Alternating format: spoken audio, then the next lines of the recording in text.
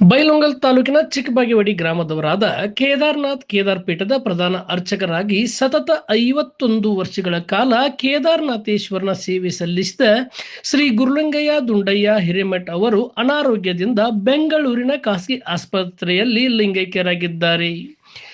ಚಿಕ್ಕಬಾಗೇವಾಡಿ ಗ್ರಾಮದಲ್ಲಿ ಜನಿಸಿದ ಗುರುಲಿಂಗಯ್ಯ ಹಿರೇಮಠ ಶ್ರೀಗಳು ಕೇದಾರ್ನಾಥ್ನಲ್ಲಿ ಧಾರ್ಮಿಕ ಸೇವೆಯಲ್ಲಿ ತೊಡಗಿಸಿಕೊಂಡು 5 ದಶಕಗಳಿಗೂ ಹೆಚ್ಚು ಕಾಲ ಭಕ್ತಿ ಭಾವದಿಂದ ಕೇದಾರನಾಥೇಶ್ವರನ ಸೇವೆ ಸಲ್ಲಿಸಿದ್ದರು.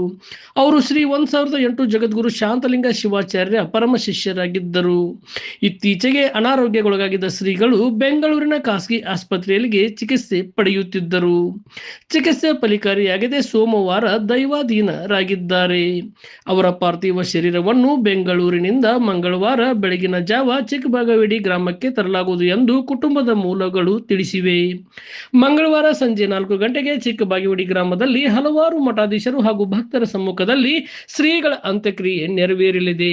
ಶ್ರೀಗಳ ನಿಧನಕ್ಕೆ ಭಕ್ತರು ಹಾಗೂ ವಿವಿಧ ಮಠಾಧೀಶರು ಸಂತಾಪವನ್ನು ವ್ಯಕ್ತಪಡಿಸಿದ್ದಾರೆ.